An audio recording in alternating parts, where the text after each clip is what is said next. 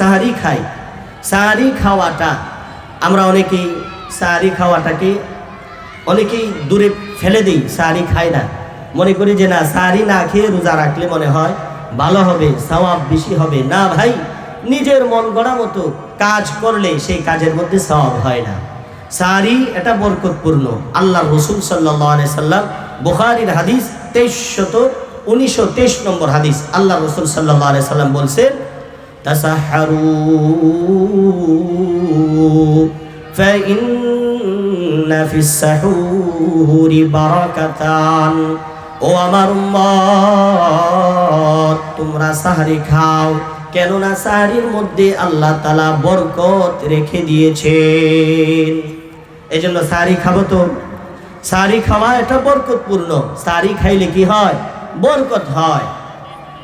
আল্লাহ রসুলের সাহাবী হযরতে যায়েদ ইবনে সাবিত তিনার থেকে বর্ণিত, তিনি বলেন, আন যায়েদ ইবনে সাবিতিন রাদিয়াল্লাহু তাআলা আনহু قال, হযরতে যায়েদ ইবনে সাবিত থেকে বর্ণিত, তিনি বলেন, তাসাহহারনা মা রাসূলিল্লাহি সাল্লাল্লাহু আলাইহি ওয়াসাল্লাম, আমরা আল্লাহর রাসূলের সঙ্গে সাহারি খেয়েছি। অতএব বোঝা গেল সাহারি খাওয়া নবীর সুন্নাত, সাহাবায়ে কেরামের সুন্নাত। এই জন্য কেউ যদি বলে না না আমি সাহারি খাবো না, সাহারি না খেয়ে রোজা রাখবো, তাহলে তার এটা বেড়াগিরি হয়েছে নাকি রাসূলের সুন্নতকে খাটু করা হয়েছে? বলেন, রাসূলের সুন্নতকে খাটু করা হয়েছে। অন্য হাদিসের মধ্যে আল্লাহ রাসূল বলেন, হযরতে ইরবাজ ইবনে সারিয়া থেকে বর্ণিত, তিনি বলেন, দাআনি রাসূলুল্লাহ সাল্লাল্লাহু আলাইহি ওয়াসাল্লাম ইলা সাহুরি ফি রমাদান। আল্লাহর রাসূল সাল্লাল্লাহু আলাইহি ওয়াসাল্লাম রমজান মাসে সাহারির সময় আমাকে ডাকতেন, এই ইরবাজ ইবনে সারিয়া, হালুম্মা ইলাল গাদাইল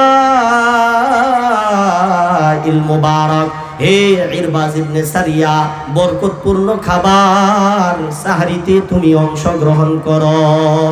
অন্য হাদিসের মধ্যে আল্লাহ রাসূল বলেন, হালুম্মু ইলাল গাদাইল মুবারাক, হে আমার উম্মত, তোমরা বরকতপূর্ণ খাদ্য সাহারিতে অংশগ্রহণ করো। আরেক হাদিসের মধ্যে আল্লাহ রাসূল বলছেন, সাহারি যদি কোনো ব্যক্তি খায়, আল্লাহ তাআলা তার উপরে আল্লাহর রহমত নাজিল করেন, ফেরেশতারা তার জন্য দোয়া করতে থাকেন। সুবহানাল্লাহ। আল্লাহর রহমত জরুরি আছে কিনা আমাদের জন্য? অবশ্যই জরুরি। এবং ফেরেশতা যারা আছে তারা হচ্ছে মুস্তাজাবুদ দাওয়াত, তারা দোয়া করলে আল্লাহ তাআলা তাদের দোয়া কবুল করেন। এজন্য যারা সাহারি খায়, শেষ রাত্রে উঠে যারা সাহারি খায়, আল্লাহ তাআলা তাদের উপরে রহমত নাজিল করেন, ফেরেশতারা তাদেরকে মাফ করে দেওয়ার দোয়া করেন। قال النبي صلى الله عليه وسلم إن الله وملائكته يصلون على المتسحرين। আল্লাহর রাসূল বলেন, যারা সাহারি খায়, ওই সাহারি খানেওয়ালাদের উপর আল্লাহ তাআলার রহমত নাজিল হয়, ফেরেশতারা তাদের জন্য দোয়া করে, আল্লাহ যারা সাহারি খাইতেছে আপনি তাদেরকে মাফ করে দেন। সুবহানাল্লাহ, আপনি তাদেরকে মাফ করে দেন। ফেরেশতাদের দোয়া এটা কবুল হয়, মুস্তাজাবুদ দাওয়া। এজন্য সাহারি খাবো তো ইনশাআল্লাহ। আরেক হাদিসের মধ্যে আল্লাহ রাসূল বলছেন, সাহারির মধ্যে খেজুর রাখা এটা ভালো, এটা উৎকৃষ্ট খাবার। এজন্য সাহারি যখন আমরা খাবো, সাহারিতে কি খাবো বলেন?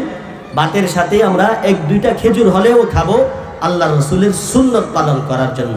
আল্লাহ রাসূল বলেন, قال النبي صلى الله عليه وسلم نعم سحور المؤمن التمر। মুমিনের সর্ব উৎকৃষ্ট সাহারি হচ্ছে খেজুর দিয়ে সাহারি করা। এই জন্য আমরা যখন সাহারি খাবো, ভাতের সাথে সাথে কি রাখবো বলেন? খেজুর রাখবো।